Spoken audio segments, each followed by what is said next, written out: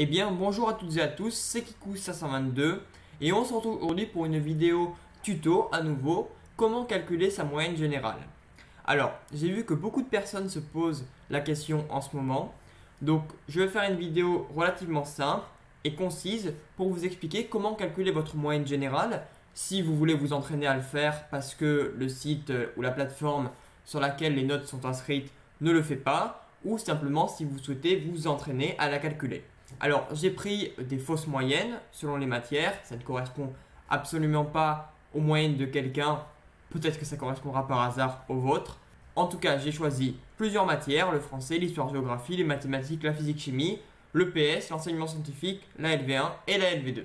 Alors tout d'abord, qu'est-ce qu'il va falloir faire pour calculer sa moyenne générale? Alors tout d'abord, c'est vraiment la première étape. Il faut que vous multipliez chaque moyenne par son coefficient.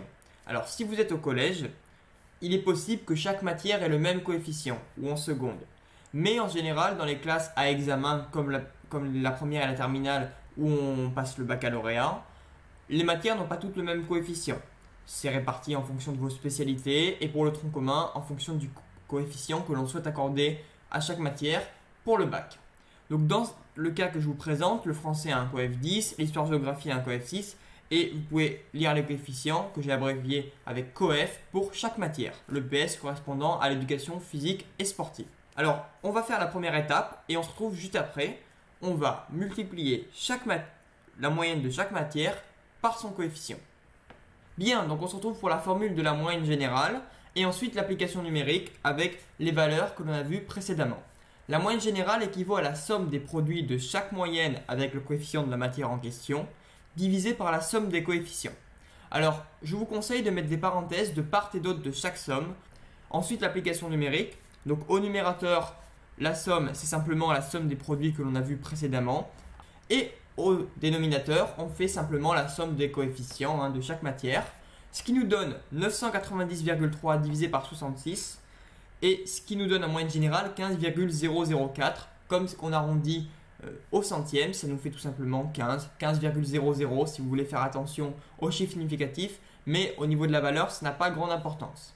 Donc je vais faire un bref récapitulatif. Pour calculer sa moyenne générale, dont la formule est, je vous le rappelle, la somme des produits de chaque moyenne avec le coefficient de la matière en question divisé par la somme des coefficients, on commence tout d'abord par multiplier chaque moyenne avec le coefficient de la matière à laquelle elle est associée, par exemple le français 6,54 x 10. Ensuite, on fait la division de la somme des résultats de toutes ces multiplications divisé par la somme des coefficients de toutes les matières. Et ensuite, on arrondit au centième si on veut une moyenne au centième, ce qui nous donne ici 15 ou 15,00. Merci à tous d'avoir regardé cette vidéo. N'hésitez pas à la liker, à vous abonner et à la partager à vos amis qui ne savent pas forcément calculer une moyenne générale. On se retrouve très vite pour de nouvelles vidéos. Au revoir.